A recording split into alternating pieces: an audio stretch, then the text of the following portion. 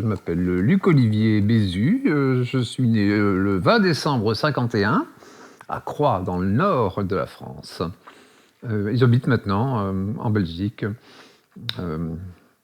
rue du marché au charbon, à côté de la Grand Place. Voilà pour les présentations. Alors, je suis arrivé à Fréquence Gay, je travaillais au Guêpier, depuis le numéro 2 de Guêpier, et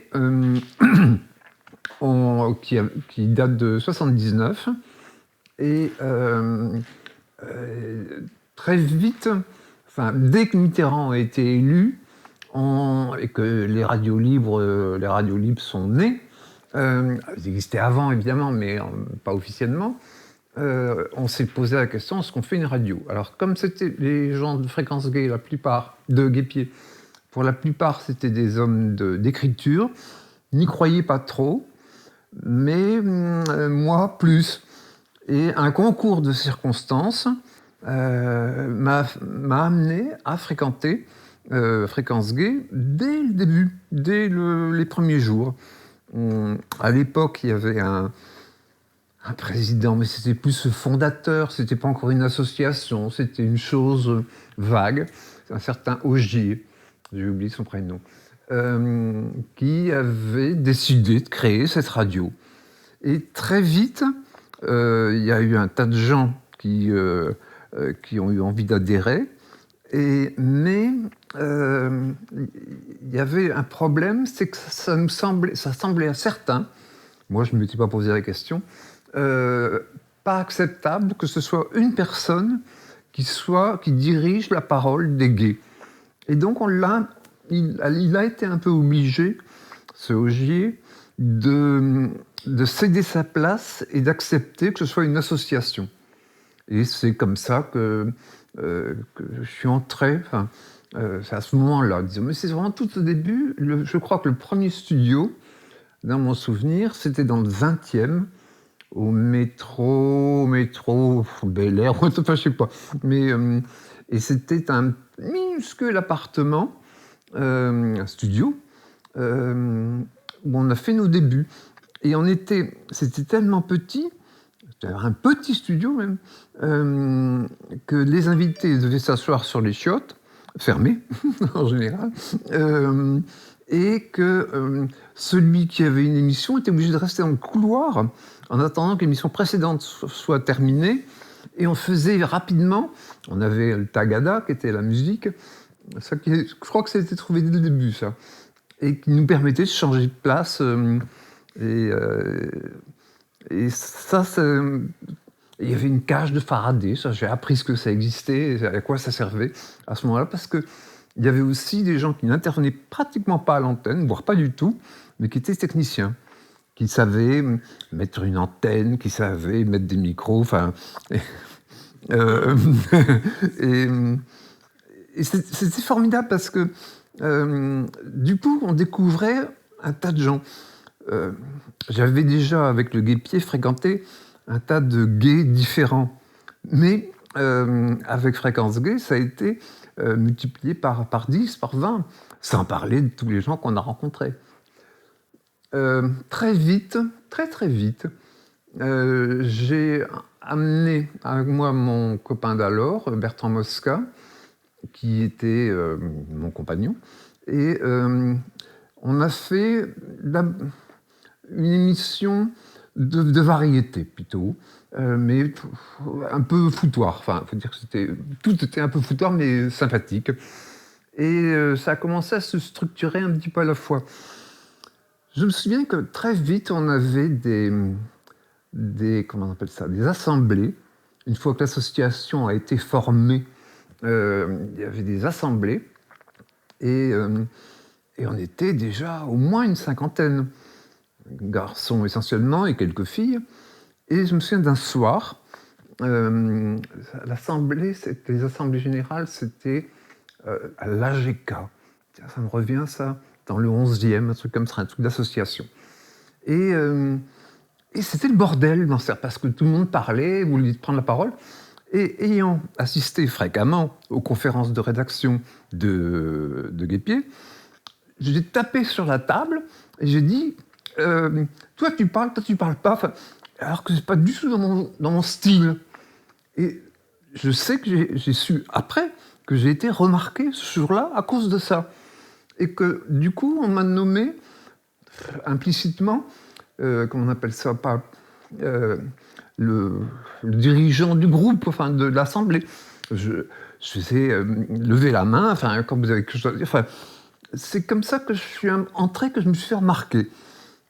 Puis après, il y a eu le côté émission. Donc Bertrand lui faisait une émission sur le cinéma parce qu'il venait, il s'intéressait énormément au cinéma. Et moi, qui suis très chanson française, j'ai proposé à très vite une émission qui s'appelait « Et si nous prenions le temps de traîner », qui est un jeu de mots, évidemment, sur Trenet, Charles Trenet, qui pour moi est le père de la chanson française. Et à partir...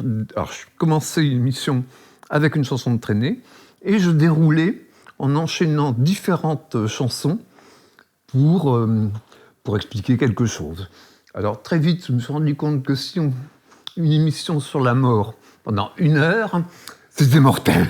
Donc j'ai très vite compris qu'il fallait faire des vagues. C'est-à-dire qu'on pouvait faire naissance et mort, ou mort et naissance, ou tomber amoureux, ou un amour qui se finit, mais pas une émission entière sur l'amour qui se finit, sur une couleur, sur une promenade, sur Paris, bien sûr, etc. Alors j'ai fait cette émission pendant 3-4 ans, le dimanche matin. Et ensuite, je faisais la technique de Bertrand, qui faisait une émission sur le cinéma, qui a eu plusieurs titres, mais je crois que le plus long, ça a été tout ce que j'avais voulu savoir sur le cinéma et que vous n'avez jamais osé demander, ou La concierge est dans l'escalier. Et comme je travaillais toujours au Guépier à ce moment-là, j'ai été amené assez vite à faire la maquette des programmes et des flyers, etc. Quelquefois avec des fautes de frappe, puisque je ne parlais pas anglais, et il était une question d'ondes, waves, et qui avait été, que je n'avais pas su écrire, j'avais écrit vague au lieu de ondes, enfin, mais ça passait. Enfin. Au bout d'un moment, au bout d'un moment, ça assez vite, hein, je pense que les premières émissions, Mitterrand, c'est mai 81, je crois que dès l'été, la fréquence a démarré. Là-bas, dans le 20e. Et ensuite, quand c'est devenu une association, il a été question d'élire un bureau. Et il y avait 2 groupes. Et un groupe qui était tenant de quelque chose et l'autre groupe tenant d'autre chose. Et j'avoue que j'ai complètement oublié le pourquoi du parce que. Enfin, pourquoi il y avait 2 groupes, ça, je n'ai jamais compris. Même à l'époque. Mais je m'étais retrouvé dans un groupe et j'étais 2e de ce groupe. Donc, c'est tout. Enfin. Et là-dessus, il y a élection et le groupe dans lequel j'étais arrive en premier. Et l'autre groupe en second, évidemment, parce qu'il y avait 2 groupes.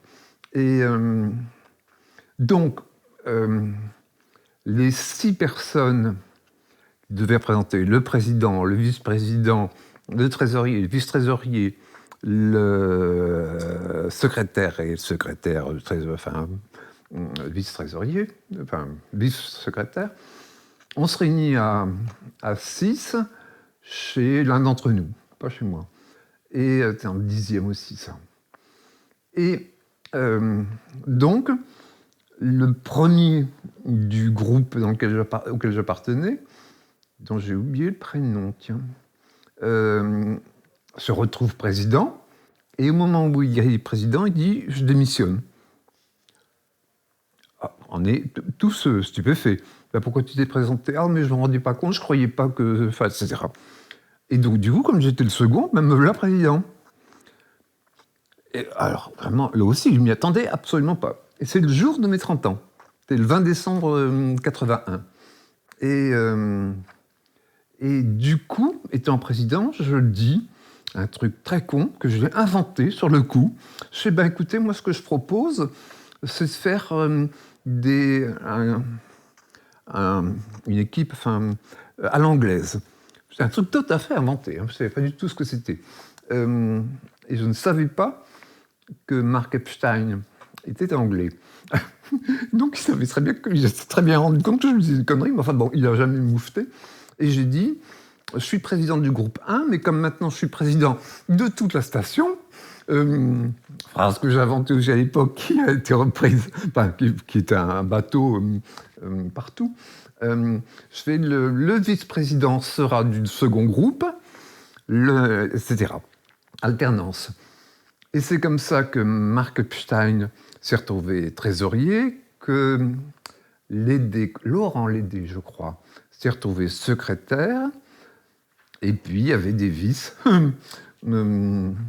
Et Bertrand, avec qui donc j'habitais, était ravi, parce que lui, d'abord il faisait appeler Madame la Présidente, et comme c'était un charmeur, il est devenu attaché de presse. Et donc c'était l'attaché de presse de la station, et moi j'en étais le président. J'avais un ami à l'époque, je dis j'avais parce qu'il est mort, qui était un homme très important dans ce pays, et qui m'a dit, tu sais que tu prends des risques en étant président, tu vas être responsable, juridiquement. Je ne me rendais absolument pas compte de tout ça. Enfin, je m'en suis aperçu quand on était arrivé au mois de juillet, qu'il y a eu le bal sur les quais de la Tournelle. Ça, c'est une autre affaire, j'y reviendrai plus tard. Mais bref, je suis devenu président, et je me suis occupé de tout ça. Donc, j'ai gagné ma vie relativement avec Fréquence Gay, avec Guépier. C'était un peu compliqué parce que même une radio, ça s'écoute, ça diffuse 24 heures sur 24. Je ne pouvais matériellement pas écouter la radio pendant 24 heures sur 24.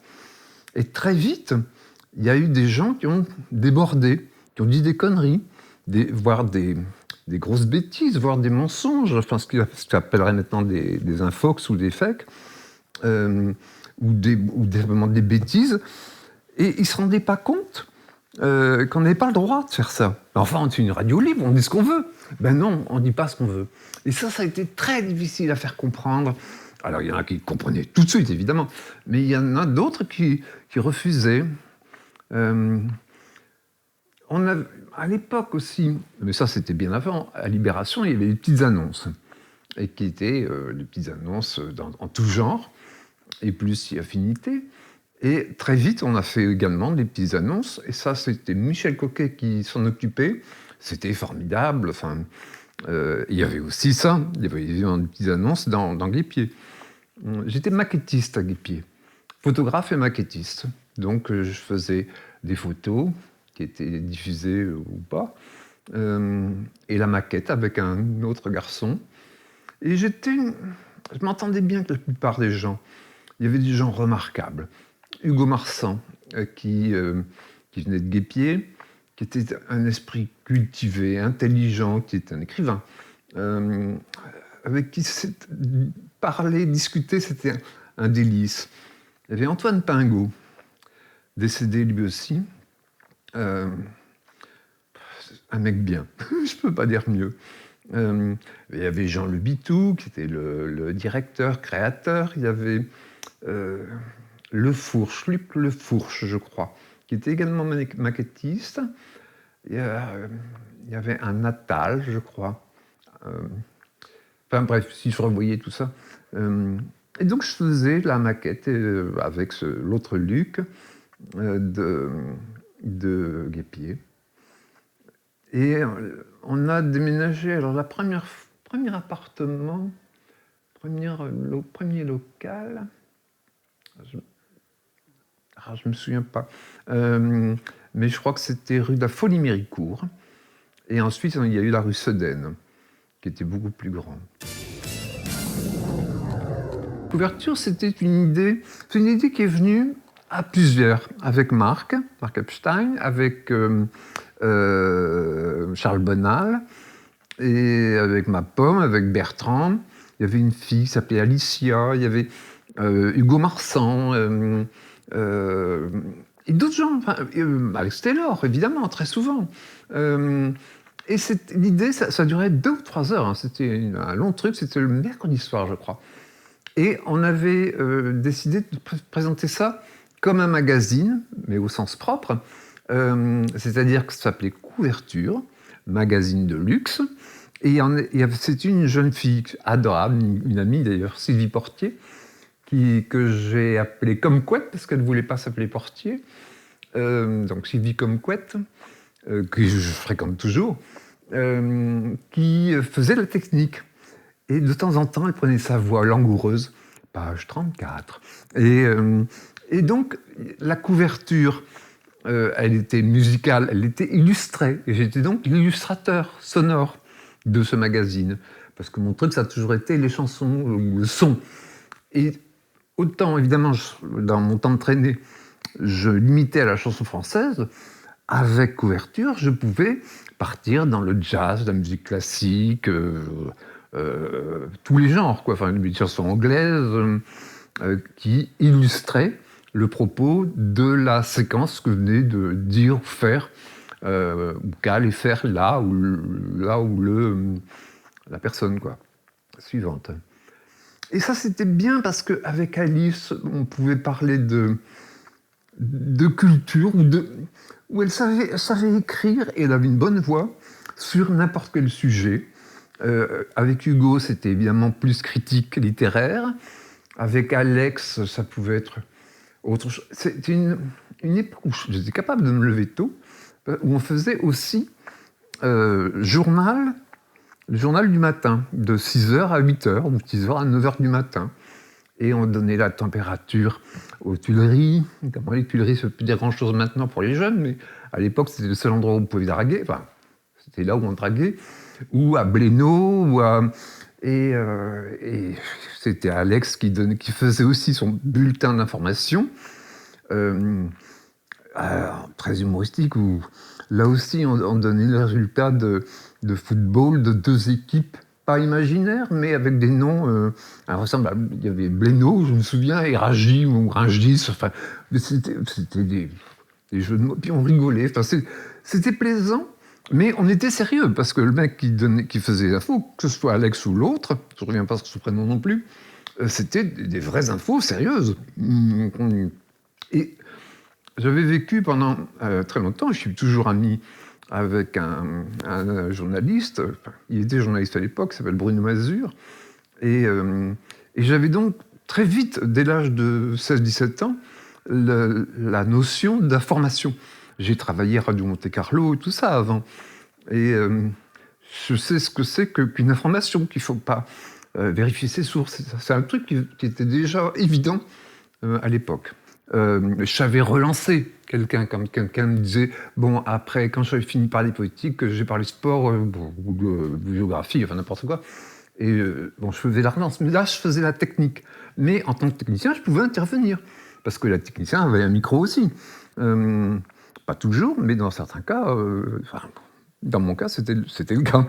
Et c'était drôle, d'ailleurs, parce que c'est le second studio, celui-là, un peu plus grand. Ça donnait sur, loin, mais enfin de l'autre côté de la rue, grosso modo, un petit peu plus qu'une rue, sur un bâtiment qui abritait des travailleurs immigrés. Et les douches avaient certes du verre brouillé, mais on les voyait très bien. Et c'était, comme c'était le matin, on voyait très bien ces gens se doucher, etc. C'était pour nous une source d'inspiration énorme. Je me souviens aussi d'une plaisanterie. C'était avec Charles Bonal, et on faisait des jeux. C'était gagné, je ne sais pas ce qu'on peut gagner, une entrée gratuite pour une fête ou un truc comme ça. Enfin, c'était pas des gros lots. Et on faisait poser des questions diverses et variées. Il n'y avait pas Internet à l'époque, donc c'était plus on savait ou on ne savait pas. Et je me souviens d'un jour où j'avais le dictionnaire sur mes genoux, et Charles Bonal pose une question, une interrogation, une question. Et je dis, mais j'ai la réponse sur le petit Robert qui est sur mes genoux. Et il commence à dire, oh bah écoute, je t'en prie, le petit Robert n'a rien à faire sur tes genoux, etc. Enfin, en soi, comme ça, à froid, c'est pas drôle, mais c'était sympa, quoi. Et comme on s'amusait vraiment les uns et les autres, ça passait à l'antenne. Je me souviens avoir conseillé Yves Riesel, qui faisait la musique classique, euh, qui, euh, qui était assez terne. Je disais, écoute, je suis désolé, mais tu parles tristement. Je fais, souris quand tu parles. Mais il dit, c'est idiot, ça ne se voit pas à la radio. Je sais, mais si, justement, si tu souris, tu auras une voix souriante. Et puis, n'hésite pas à faire des gestes. J'ai appris un jour qu'une table était ronde, mais qu'elle était plus ronde si on faisait le geste. Et j'allais de temps en temps à Europe 1 ou à Radio France, France Inter, j'étais copain avec Yves Mourouzi, tout ça. Et je voyais comment les gens travaillaient, je voyais qu'ils étaient expressifs, qu'ils faisaient des mouvements. Et c'est important, quoi. M'impliquer aussi dans certaines interviews. Quand Bertrand recevait Dalida ou Béjart, ou je sais pas, enfin, il y a vraiment beaucoup de monde. Des gens qui sont oubliés maintenant, des jeunes comme Cora Vauquer ou comme Dany, Gainsbourg, Jane Birkin, avec qui je suis devenu ami. Je parle de Birkin. Serge aussi, mais ça, Serge, c'était par un autre biais. Mon oncle, un autre oncle, André, qui se faisait appeler Bézu, qui était qui est notre nom de famille, puisque c'est un oncle de côté de papa, et qui était un peu connu à une époque grâce à quelques chansons dont je n'étais pas très fier. Je lui avais interdit de s'appeler Bézu.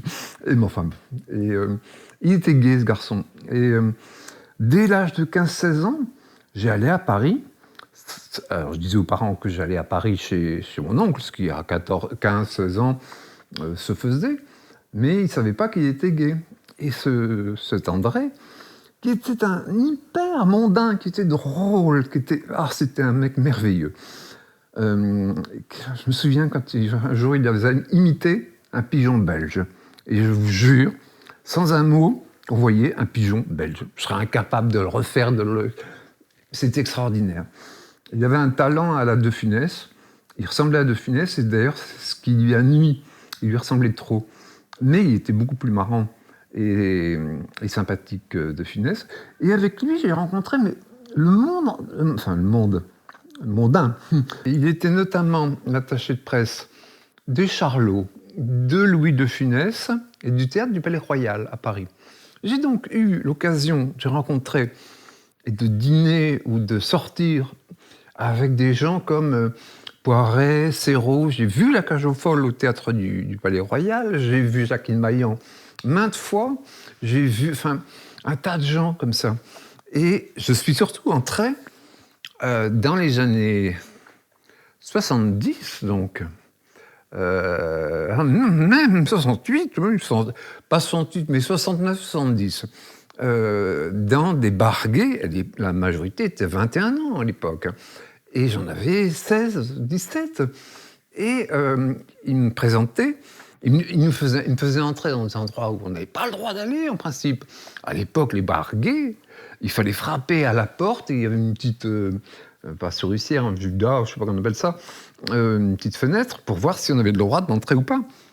Et j'entrais avec lui dans tous les endroits qui étaient interdits aux mineurs. Et la première fois que j'ai vu deux mecs s'embrasser, alors que je l'avais déjà fait, mais je n'avais jamais vu faire, c'était dans un bar qui s'appelait Le Bureau, je crois, derrière Saint-Germain-des-Prés, derrière le drugstore Saint-Germain, qui à l'époque était un grand drague, qui n'est plus du tout. Et derrière, il y avait deux endroits gays, un qui s'appelait Le Bureau, parce que ça permettait de dire aux gens de dire « je suis au bureau », alors qu'ils étaient en boîte, un bar, quoi. Et un autre endroit, et je suis allé comme ça dans plein d'endroits. Je me souviens d'être allé chez Dany, ça s'appelait, ça c'était aux Champs-Élysées, pas le Vagabond. Vagabond, c'était une boîte gay. enfin bref, où je rencontrais aussi, mais grâce à mon oncle, des gens comme le Gainsbourg, Birkin et autres. Je me souviens d'ailleurs de cette nuit, Gainsbourg était déjà assez imbibé, disons, et Jane qui était ravissante et très sobre.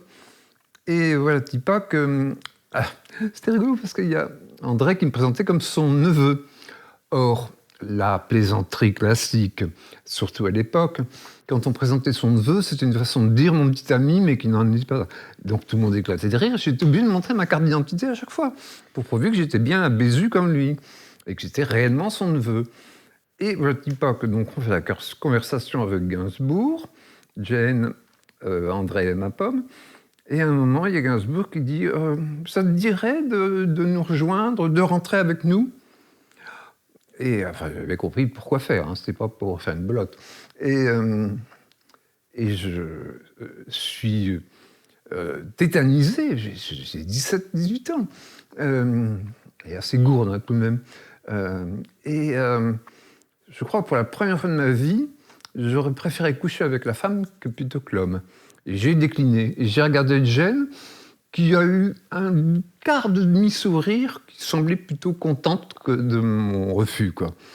Et quelques années plus tard, avec Bertrand, pour Fréquence Gay, voilà, Tupac, on va interviewer Jane. Et donc, on avait rendez-vous à 10h30, 11h du matin. Et chez elle, dans le 16e, du côté de Passy. Et ses filles étaient encore bien jeunes. Il y avait une gouvernante, et j'ai vu passer Charlotte, enfin toutes les trois. Et elle devait être avec Doyon en ce moment-là, mais qui n'était pas là. On avait fait une interview de lui, mais ailleurs. Et ça traînait. Et elle parlait de la chambre.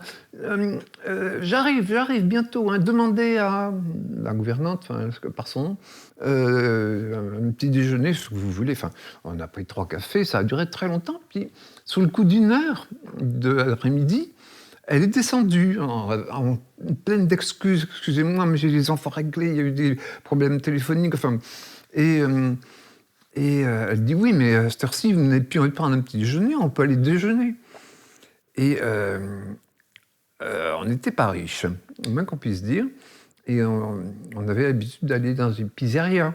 Et je fais, oui, dans une pizzeria peut-être. Oui, j'en connais une très bien. Mais les pizzerias du 16e arrondissement, c'est pas les mêmes que dans le 5e. Et c'était un restaurant italien très, très chicos. On est descendu en bas pour faire l'interview, parce qu'il y avait... Et on a passé l'après-midi. Parce que au début, Bertrand Mosca pour Fréquence Gay, et il travaillait aussi pour Première, qui est un magazine de cinéma, je crois. Et donc, c'était une interview pour les deux. Et à un moment, il dit, mais qu'est-ce que vous êtes dans l'affaire? Alors, je lui dis, je suis son petit copain. Et je suis... Ça va, t'as des problèmes techniques? Et je suis... par ailleurs, je travaille à Fréquence Gay, et je m'appelle Luc-Olivier Bézu. Bézu, mais comme André?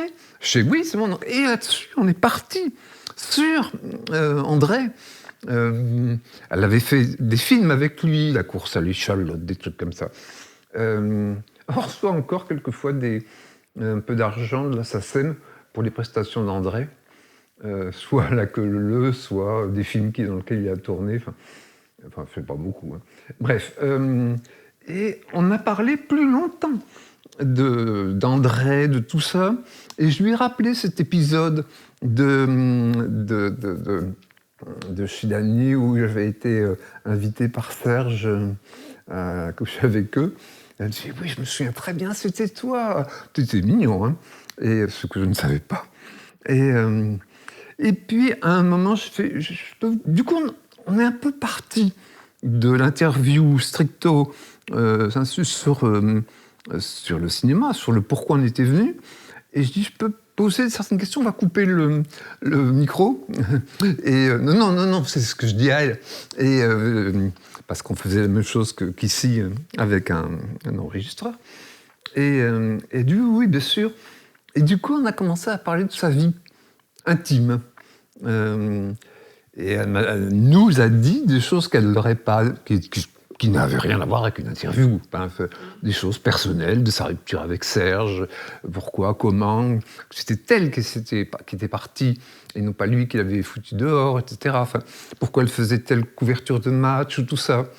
Et c'est à ce moment-là que je lui ai dit, je travaillais sans doute, je comprends un peu de tout, mais je lui ai dit, ça je suis certain, je crois que tu aurais été la première femme à être en couverture de Guêpier. Et ah bon, pourquoi ? C'est parce que tu ne te rends pas compte à quel point tu es une idole dans le monde gay. C'est comme les Dalida, qui savait très bien, elle, qu'elle était une... Mais il y a toutes ces femmes APD, si j'ose dire, enfin, c'est pas la même chose, mais toutes ces...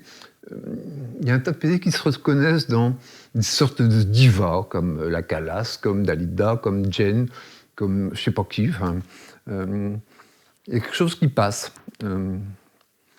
Voilà. Et elle était très étonnée. Elle dit, mais pourquoi ? Écoute, je sais pas trop, mais je sais que tous les gens que je connais t'aiment beaucoup. À la fois ton côté garçon aussi. Enfin, et du coup, la conversation a muté, tu vois, et qui était hors interview. Elle nous a raconté des choses inénarrables, oui. Voilà, mais que je ne vais pas raconter ici. L'été 83, pour un mois, je cherchais même un boulot, parce que Fréquence Gay, c'est bien gentil, mais ça ne rapporte pas beaucoup. Guêpier, j'y allais de moins en moins, parce que ça me prenait de plus en plus de temps à gérer. Et j'avais besoin d'un travail plus sérieux. Et je demande à Bruno Mazur, qui travaillait à TF1 à ce moment-là, et je lui dis, il n'y aurait pas un boulot pour moi ? Il me dit, écoute, je vais demander au chef de la photothèque, parce qu'il y avait une photothèque à l'époque, s'il n'a pas besoin de quelqu'un. Là-dessus, coup de fil, oui, venez demain, 1er juillet, pour un mois, pour faire un mois de remplacement de quelqu'un qui est parti.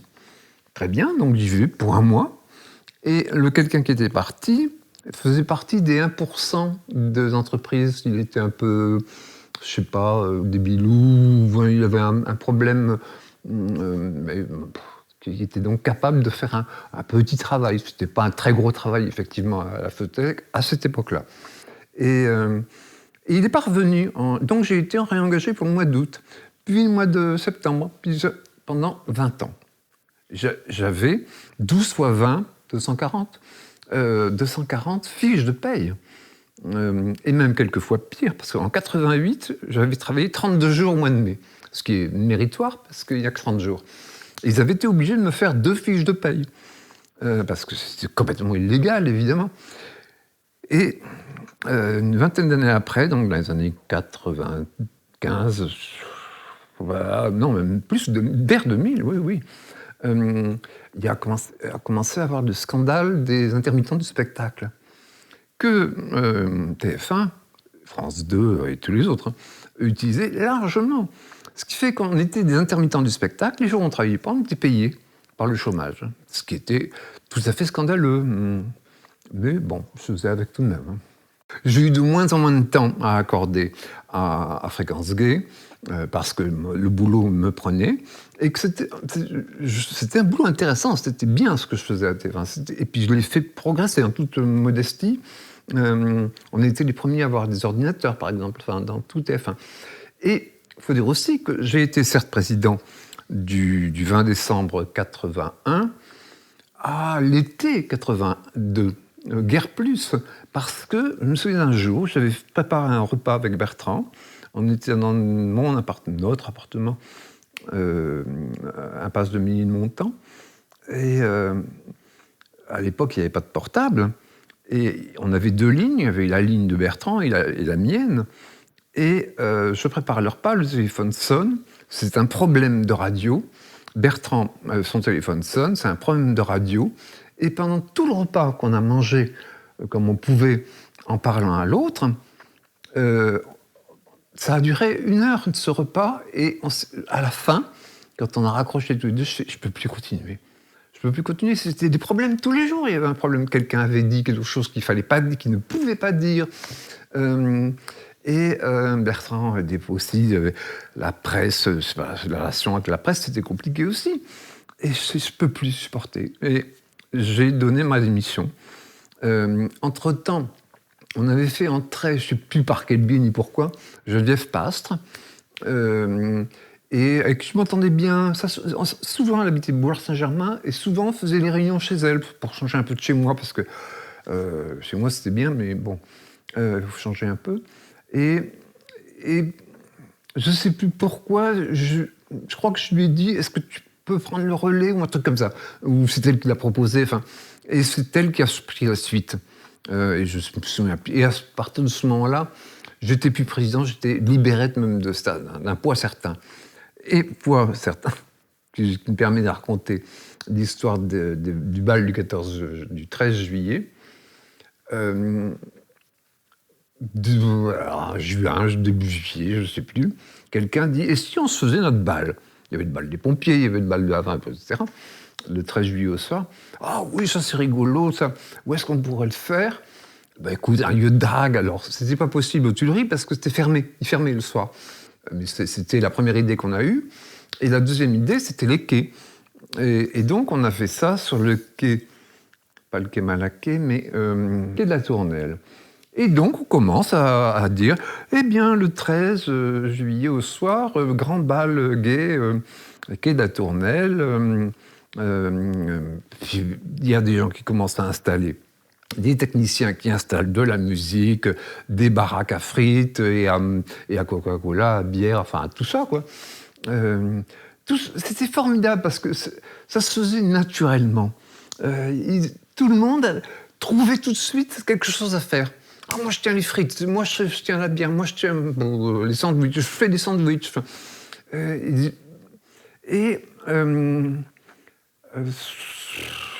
vers 15-16 heures, on sonne à la porte de l'appartement et c'est un gendarme, qu'on appelle ça, un garde, un flic à moto. C'est un nom. Enfin bref. Un garde mobile, mettons. Qui me dit, Monsieur Bézu, oui, vous êtes convoqué à la préfecture. Ah, bon. Ce n'est que j'y vais comment il me fait, je vous emmène.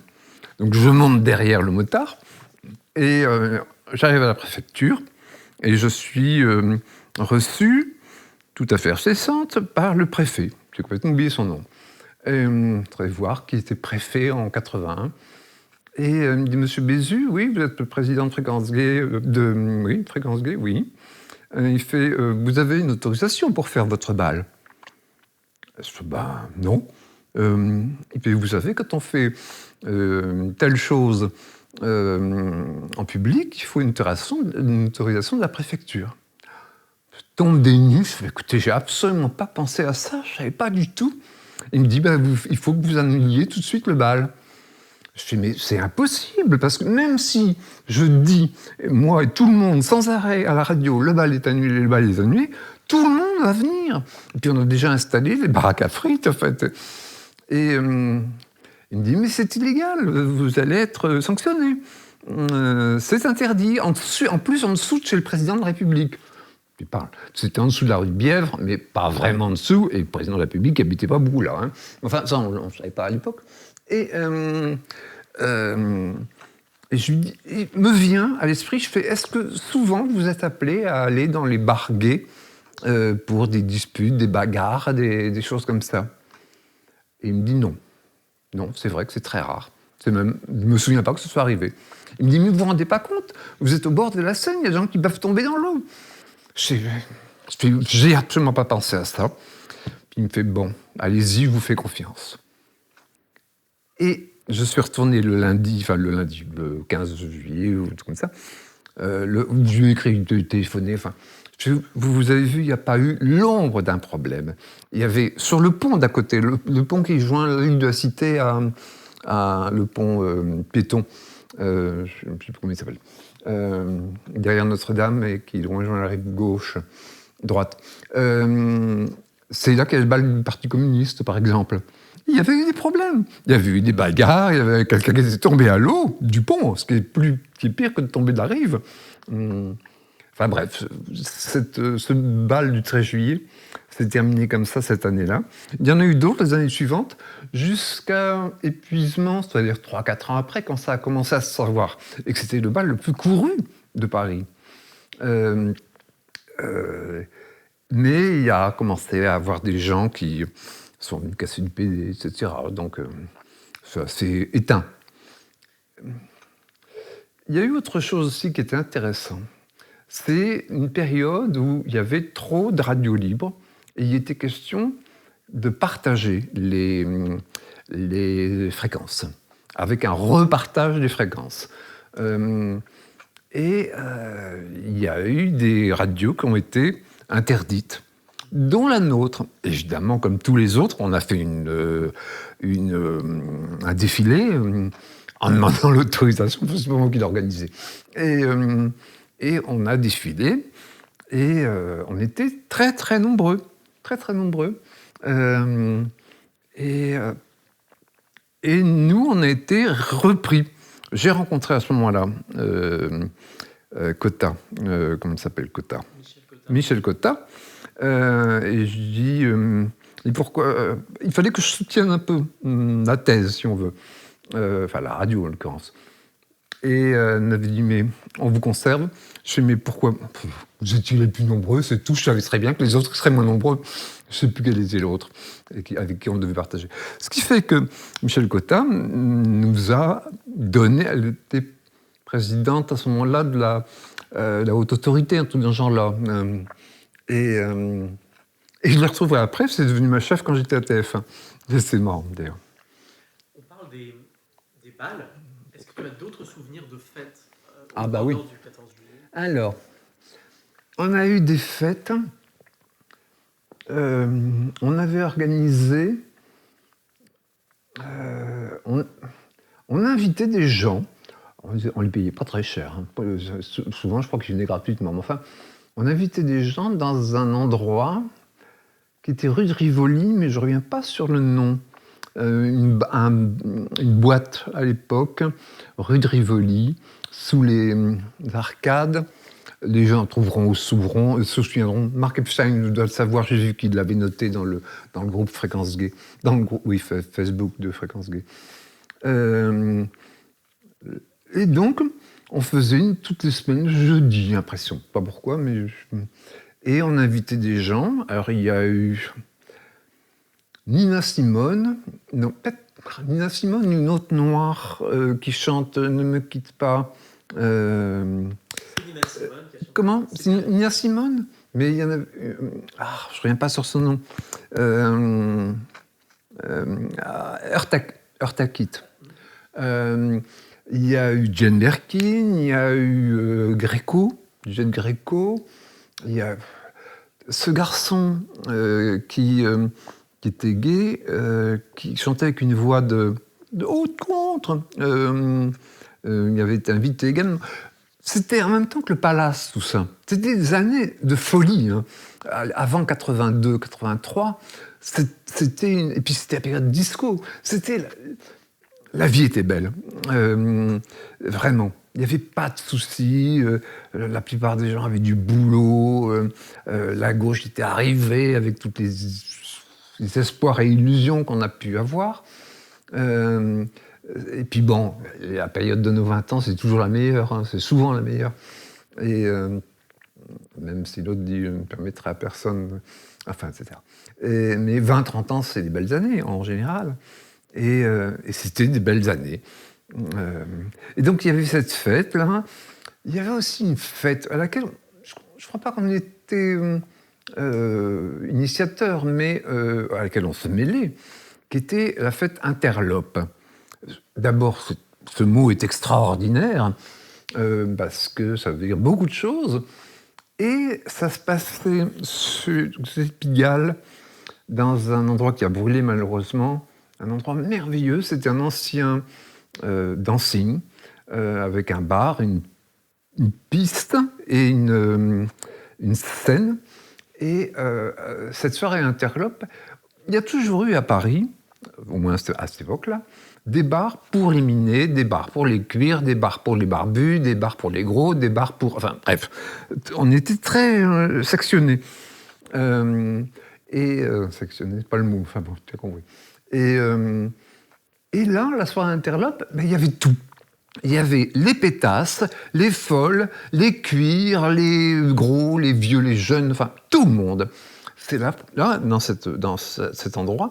Alors, sur la scène, toutes les demi-heures, 3/4 d'heure, il y avait un groupe, soit le groupe des Chinois à Paris, des gays chinois, des gays vietnamiens, des gays des pédales du rail, qui sont les chemins de fer, ou les postiers, enfin, les flamands roses, dont je faisais partie parce que j'étais flamand, enfin, du nord de la France.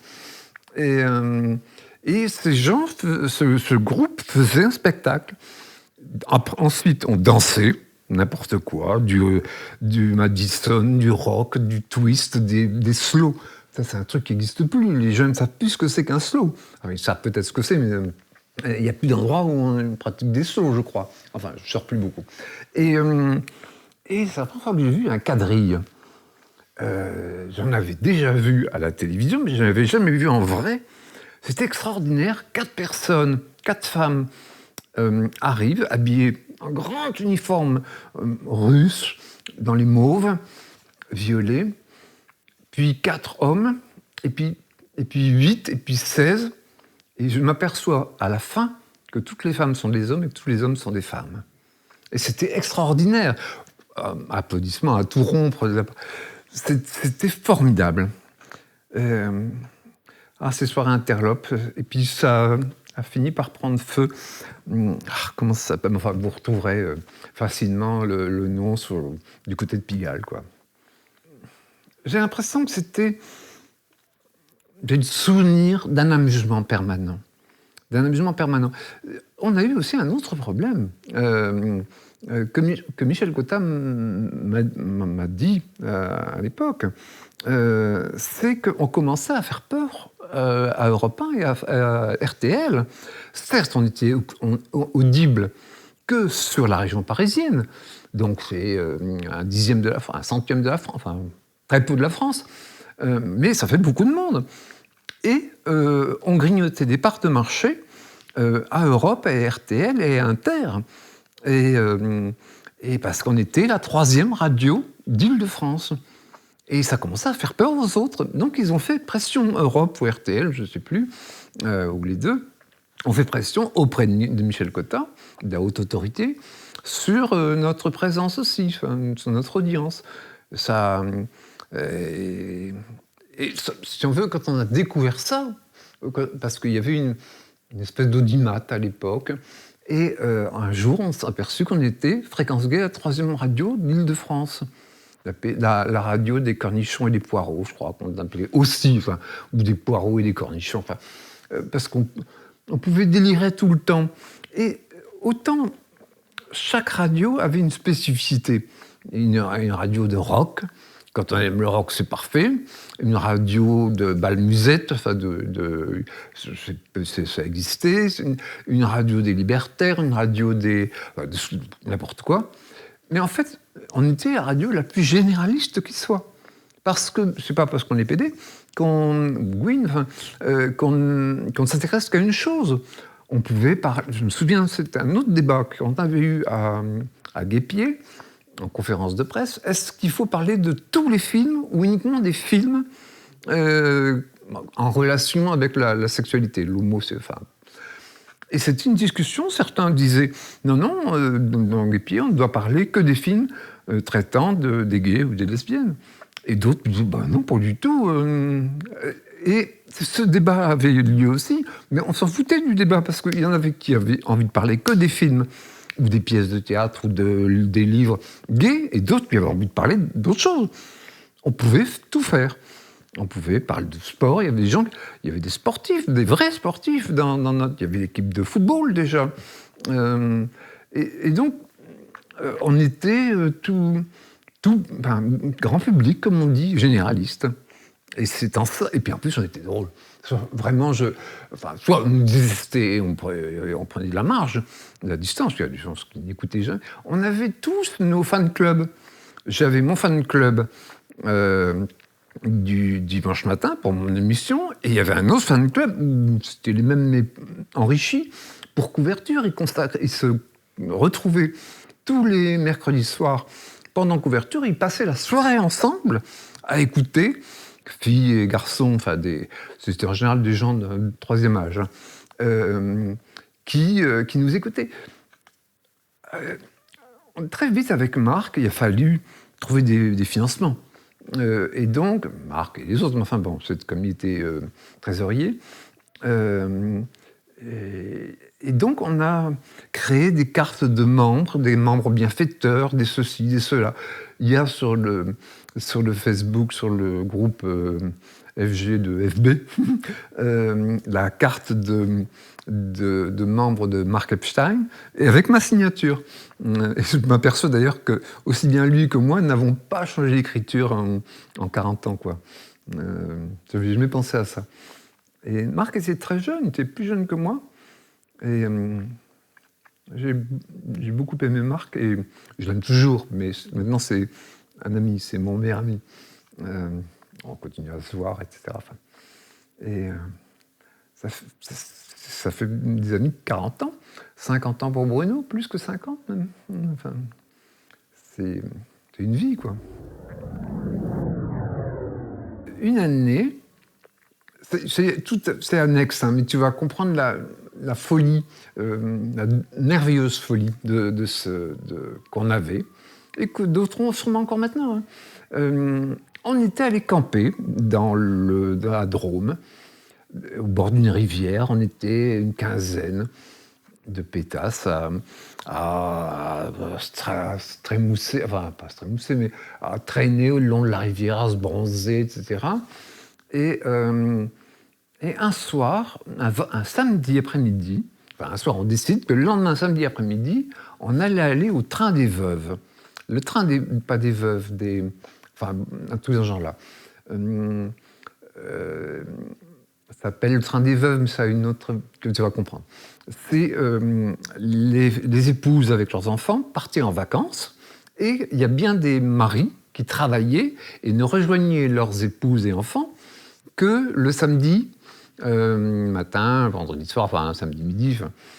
Et on appelait ça le train des veuves, mais c'était des veuves provisoires, quoi, parce que les maris venaient les rejoindre pour le week-end.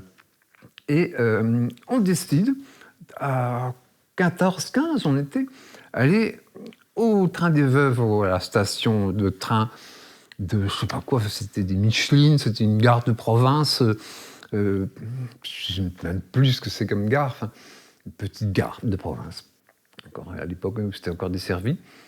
Et on s'était tous déguisés en femmes, parce qu'avec le peu qu'on avait emmené, on pouvait tout de même trouver de quoi s'habiller en femme. Sauf moi, parce que j'ai toujours été réticent à ça, je ne sais pas pourquoi. Et Vlatipa, qu'on est tous là à attendre en piétinant vivement que le train au Benas, ou un truc comme ça, à la gare. Et vivement que le train arrive, etc. Le train finit par arriver, évidemment. Et évidemment, aucun mari ne nous attendait. Et donc, les gens étaient stupéfaits. Il y a quelques personnes qui descendaient à Aubenas. Et de voir 15 folles comme ça piétiner sur un quai de gare parce qu'un train arrive. Évidemment, personne ne descend pour nous. Et on s'en va toutes en pleurant. Voilà. Et on gagne notre camping, on a bien rigolé. C'est rien, c'est gratuit, ça ressemble plutôt à une performance. Mais sans notion de performance. On n'a fait aucune photo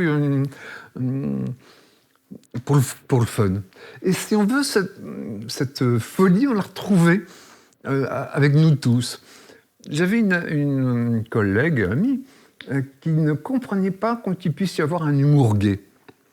En fait, je crois que toutes les minorités ont un humour interne. Les juifs, les sourds, les cul-de-jatte, je ne sais rien. Et elle ne comprenait pas, elle n'avait pas cette notion de d'humour gay. Je me souviens qu'un jour, on était en voyage, et j'appuie sur le rez-de-chaussée qui s'appelait Lobby, et je fais « Allez, on va chez Chantal ». Et Chantal Lobby. Et elle fait « C'est drôle, ça ?»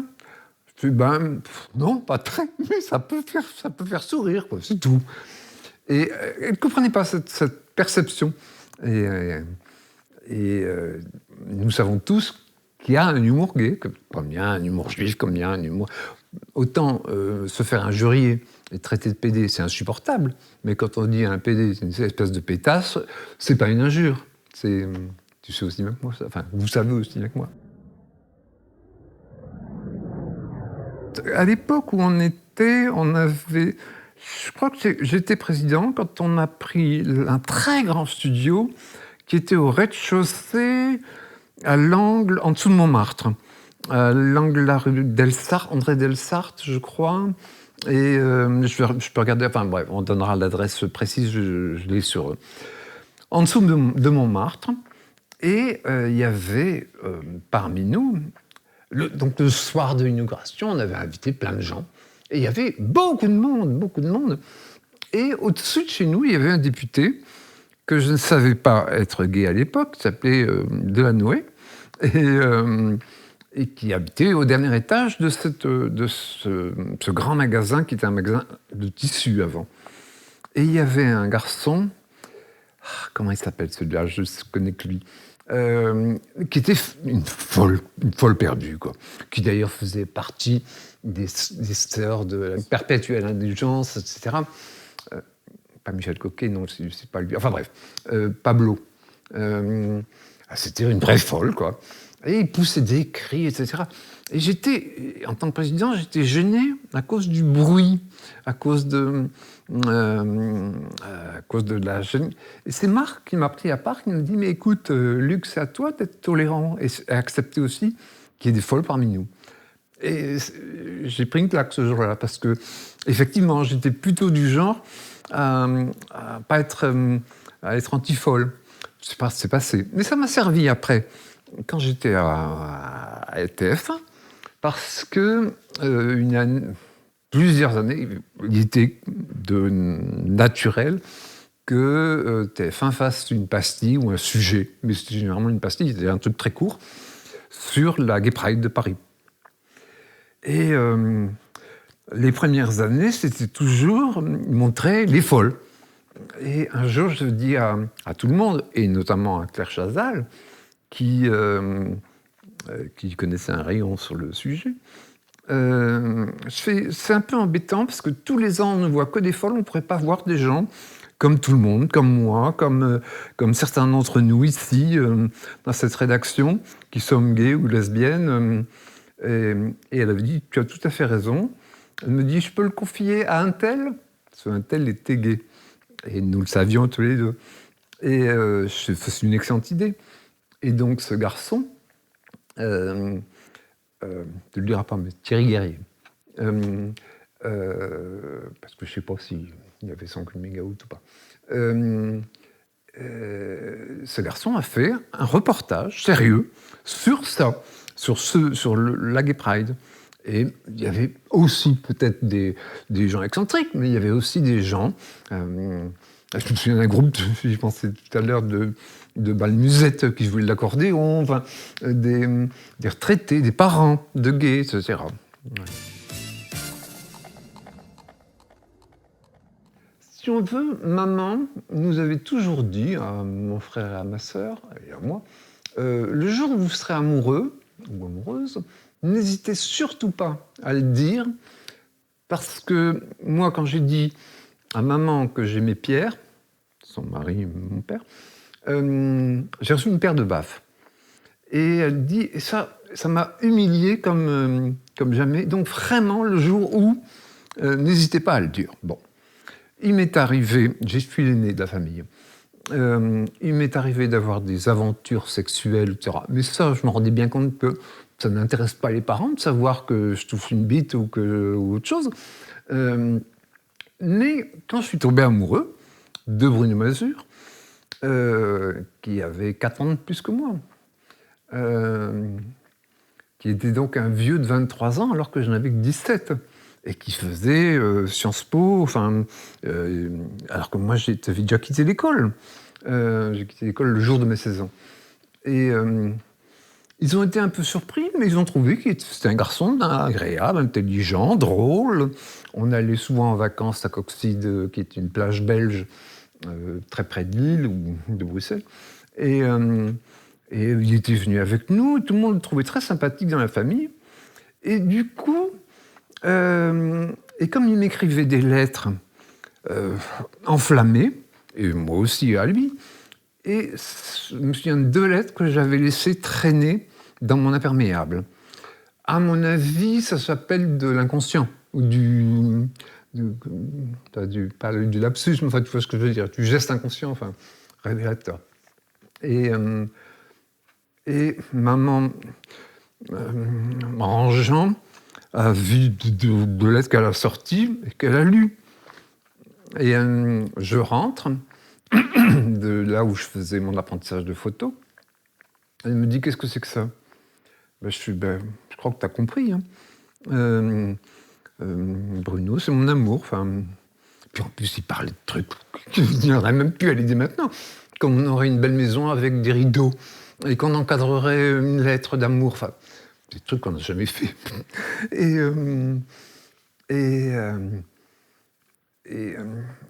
Elle était extrêmement contrariée. Elle me fait « Je vais en parler avec ton père ce soir. » Je dis « oui, c'est pas un problème. » Et le soir, papa, qui était pas très présent, c'était pas un père très présent, vraiment, de par son boulot, de par sa nature, de par son caractère.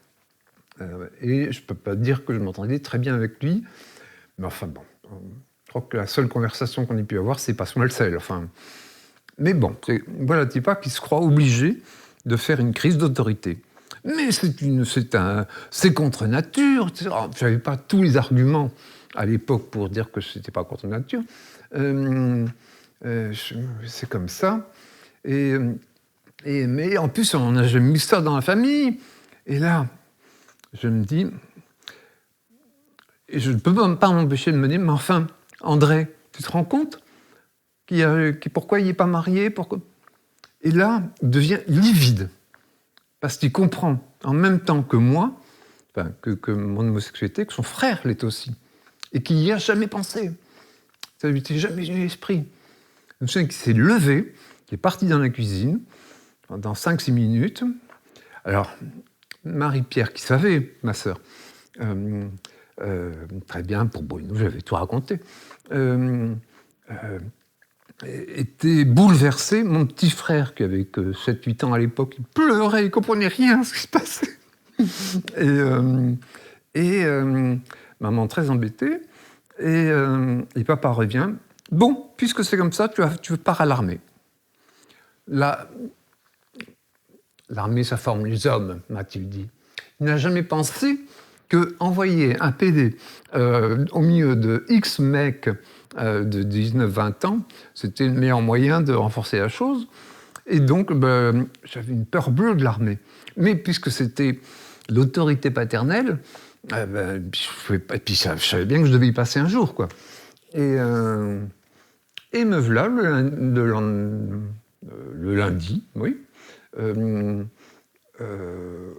Il m'emmène à Lille, à la caserne de Lille, là où on fait l'inscription pour son service, on faisait l'inscription pour son service militaire. J'ai 17 ans. À l'époque, le service militaire était obligatoire à partir de 18 ans, si on ne faisait pas d'études ou choses comme ça. Et donc, j'ai 17 ans, et donc je devance l'appel, ça s'appelait. Et il y a la personne qui m'enregistre et qui me dit, en février, le 12-13 février, je me souviens, vous allez à Cambrai faire ce qu'on appelait les 3 jours, qui en fait ne duraient qu'1 jour et demi. Et c'était jour ceux qui savent ce que c'est que les 3 jours, ils savent, et ceux qui ne savent pas, c'est pas intéressant. Et on a des tests d'intelligence, de connaissances diverses et variées. j'étais plutôt un bon élément, je faisais pas trop de fautes d'orthographe, je savais écrire au moins, sans doute un peu parler, parce qu'il y avait vraiment des spécimens, enfin il y a des gens formidables et des gens... Et il y avait une case, êtes-vous communiste? Non. Êtes-vous homosexuel? Oui. Et puis d'autres questions évidemment. Hein. Et est-ce que vous êtes papa? Est-ce que vous quoi? Enfin, bref. Et après, il y a quelqu'un relit tout ça, et M. Bézu, vous êtes convoqué chez un médecin ou un psychiatre, enfin, et qui me dit, je vois que vous avez un bon niveau scolaire, j'avais mon BEPC, tu parles, c'est pas grand-chose, enfin, c'est le seul examen que j'ai jamais eu avec le permis de conduire. Et il me dit, vous êtes homosexuel? Je fais, bah oui. Fait, comment vous le savez? Je fais, bah ça, c'est physique. Vous savez si vous aimez une femme ou pas. Je lui réponds, et qu'est-ce que vous faites comme pratique? Alors, je lui dis ce que je fais comme pratique, qui était bien peu de choses à l'époque. Hein. J'étais vierge, si j'ose dire. Et il me croit, parce que j'étais pas suspect de dire que je suis pédé parce que je voulais pas faire mon service militaire, puisque je le devançais l'appel. Et donc du coup, il me met P4, ce qui est beaucoup, hein, c'est un haut niveau, le maxi c'est P5. Et trouble de la libido. J'ai toujours mon carnet quelque part réformé P4, trouble de la libido. Je suis rentré à la maison. J'ai laissé en évidence le carnet de militaire que réformé, et je suis parti en Solex à Lille, on a trouvé Bruno et les copains dans un bistrot. Et quand papa a vu ça, alors là, ça a été terrible. Et il m'a dit, tu dégages. Alors, faut pas exagérer, ça c'était le dimanche soir, samedi soir, enfin. Mais en février, donc un mois après la première crise. Et le lendemain matin, il y a maman qui avait préparé une valise. Et tout de même, il m'avait dit de dégager, mais ils n'avaient pas mis à la rue à proprement parler, ils avaient appelé. Comme j'étais un travailleur à cette époque-là, j'étais apprenti, mais ça s'apparentait à un travailleur. Ils avaient un ami à eux qui était directeur du foyer de jeunes travailleurs de Roubaix. Et elle avait téléphoné en disant, il y a Luc qui quitte la maison, est-ce qu'il peut venir chez toi? Tout de suite, ça a été accepté. Ce qui fait qu'ils m'ont mis à la porte, mais pas vraiment. Hein, ils m'ont trouvé. Je suis resté. Ça, c'était le 14 février quand j'y suis allé. Le 28 février, je quittais et j'avais loué un appartement à Lille. Et j'ai eu mon premier appartement à Lille. Et c'était jeudi, je savais que papa était en voyage, parce qu'il était en voyage toute la semaine, et maman était à la bibliothèque, parce qu'elle tenait une bibliothèque dans le coin. Donc je savais que les parents ne seraient pas là, mais que ma sœur y serait. Et j'avais besoin, à la fois de voir ma sœur, et de prendre quelques affaires, un pull, une chemise, je ne sais pas quoi. Et j'arrive à la maison, et il y a Marie-Pierre qui me dit maman, elle m'a dit, surtout si tu vois Luc, elle avait bien pensé que je pouvais venir quand elle n'était pas. Tu fais tout pour le retenir parce que c'est affreux depuis qu'il est parti, etc. Et moi aussi, j'étais content. Enfin, et quand maman est rentrée, on a tombé dans les bras l'un de l'autre. Je vais pleurer, donc on arrête là. Mais je veux dire, ça a été terminé, c'est tout. Une semaine après, Bruno a été convoqué, elle a invité Bruno, et elle lui a dit, bon, maintenant je vous confie Luc. Et Bruno qui me dit, merde, à 23 ans, je me retrouve père d'un ado de 17 ans. Je me souviens qu'il avait dit ça en sortant, quoi. Mais ça va, l'affaire était terminée. J'ai retrouvé des films et tout ça, qui sont sur l'ordi. On avait une maison de campagne dans le Pas-de-Calais, sur une île. Et Bruno était là, avec mes parents, etc., ma famille, tout ça. Enfin, ça a été très vite terminé, quoi. Et mes parents ont toujours connu mes amis. C'était Bruno, Bertrand, Bertrand, je suis resté 15 ans avec lui-même. Thierry, Marc Epstein, enfin, tous mes potes les ont connus. Du coup, je vais de plus en plus souvent à Paris, parce que je suis libéré de plein de choses. Et mai 68 est arrivé à ce moment-là. Mai 68, j'ai 17 ans, 16-17 ans. Et autant ça n'est pas imaginable maintenant. Mais vous n'imaginez pas à quel point mai 68 a été une vague incroyable dans le monde entier. Hein. Mais en France, tout le monde a entendu parler de mai 68, je pense. Mais c'était l'arrivée des hippies aux États-Unis. Enfin, il y a eu plein de choses, de libération sexuelle. Enfin, en Suède, en Grande-Bretagne. Enfin, il y a eu un mouvement en 68 très très fort. Et quand on est ado, et aussi on est en plein mouvement, tout son corps bascule, ça a été une révolution interne et externe. Et à Paris, il y avait le Phare, qui était un des premiers mouvements homosexuels révolutionnaires, etc., à laquelle j'ai assisté. C'était les AG, enfin, les réunions, je pourrais en appeler ça. C'était aux Beaux-Arts. Beaux-Arts, j'y allais, première porte à droite, et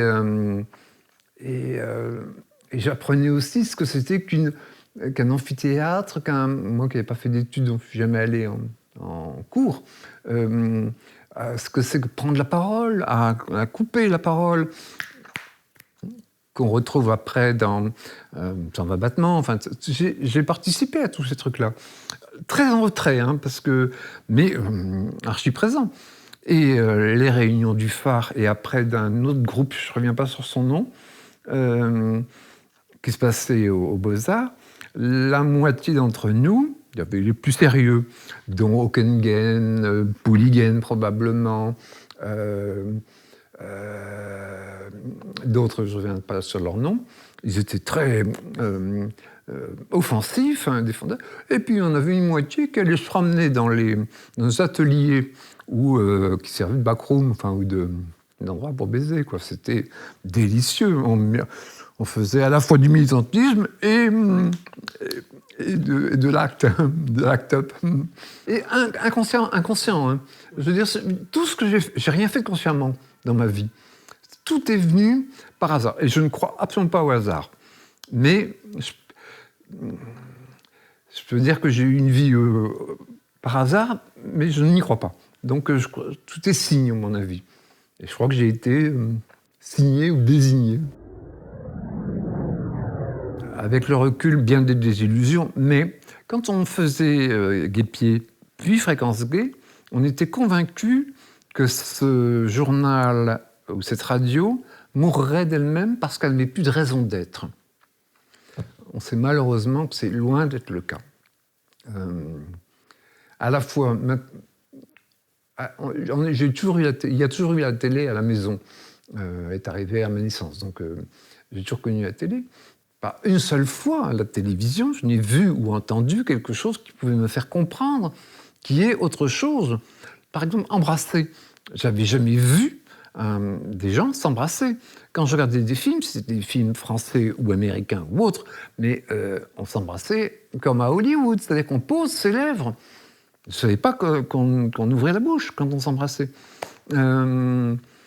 Et ce genre de choses, pas un mot, j'ai pas entendu une fois ce mot-là. J'écoutais quelquefois la radio en douce, et je me souviens d'avoir entendu les trompettes de la renommée de Brassens, où il disait à un moment quelque chose comme tapette. Et je me suis dit, tiens, c'est bizarre.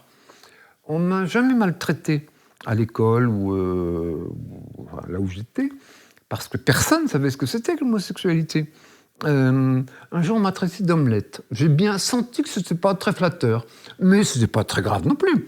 Je suis persuadé que c'était le féminin de homme, quoi. Enfin, et je trouvais que c'était assez juste, omelette. Tu vois, ça ne me choquait pas. Et j'ai des amis de mon âge, aucun d'entre eux n'a connu les humiliations de sale pédé, etc., que bien des jeunes subissent maintenant. Alex, on se on s'écrit depuis très longtemps, depuis que Facebook existe, que j'ai vu qu'il y était ou qu'il a vu que j'y étais.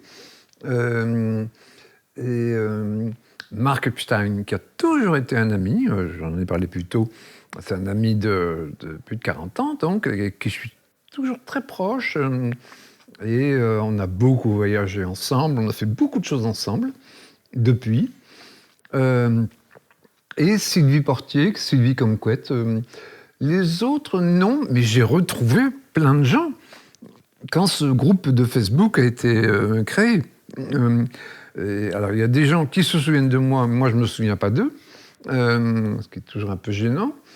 Et le contraire aussi. Mais je ne me rendais pas du tout compte à l'époque de la position que j'avais, le fait d'être président même 6 mois, et ce que ça changerait dans ma vie. Et aussi, évidemment, ça m'a donné une lisibilité, une visibilité que je ne percevais pas. Il y a un truc que j'ai appris tout de même, en étant président de Fréquence Gay, dans tous les lieux qui m'intéressaient, c'est-à-dire les lieux gays, les boîtes, les bars, tout ce que tu peux imaginer, restaurants, enfin, le fait d'être président m'ouvrait des portes. J'avais la bonne table, j'avais des places gratuites, j'avais des invitations, j'avais toutes ces choses-là. Et très jeune, à 30 ans, j'avais déjà fait l'expérience des célébrités avec mon oncle, où je pouvais dîner avec Johnny et Sudvie, avec les Gainsbourg, enfin, avec tout le monde. Et très vite, je me suis rendu compte que les gens célèbres, ce n'étaient pas obligatoirement des gens intéressants. Je vénérais les chansons de Sartre-Trenet. Quand j'ai connu le bonhomme, je me suis dit, il vaut mieux ne pas connaître les gens. Et donc, j'ai très jeune perdu le fantasme de la célébrité ou des célébrités. Je me suis vite aperçu que c'était des gens qui allaient faire pipi comme tout le monde, quoi, et qui pouvaient être très cons. Ou pas, il y a des gens géniaux, au contraire. Tchernia, par exemple, rien à voir, il n'était pas gay, mais c'était quelqu'un de drôle, d'intéressant, de riche. Enfin, après, ayant eu ce rôle de célébrité avec 40 guillemets, tout ça m'a libéré de toute velléité de gloire, de ceci, de cela, quoi. Il y a Hugues, que je ne connais pas, qui semble me connaître, mais je ne sais pas comment.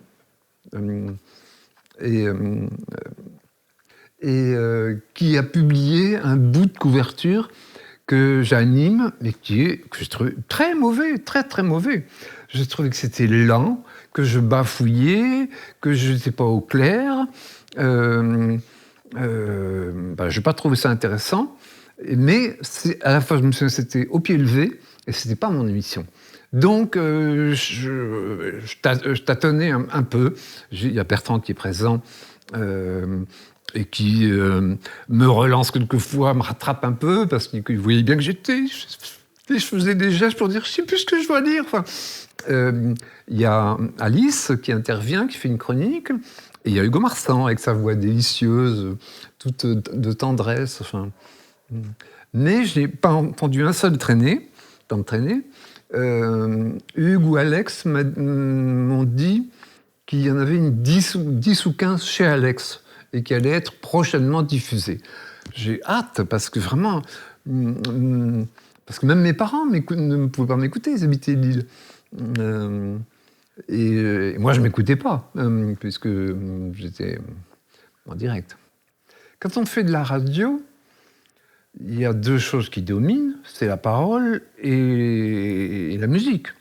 La chanson, la musique en général, quelle qu'elle soit. Il y a vraiment toutes les musiques du monde. Il y avait une émission d'ailleurs qui était musique du monde, où des gens mettaient de la harpe ou de la flûte indienne ou des choses comme ça. Enfin, il y a des émissions qui m'intéressaient, d'autres pas, mais ce que j'ai fait moi, c'était parce que c'est ce que j'aimais, c'est tout. Enfin, le premier disque que j'ai acheté 5 francs, c'est un micro-sillon, c'est-à-dire une face, c'est Toulouse de Nougaro. Je crois que j'ai pas mauvais goût, parce que c'est une chanson qui tient toujours la route. Hein.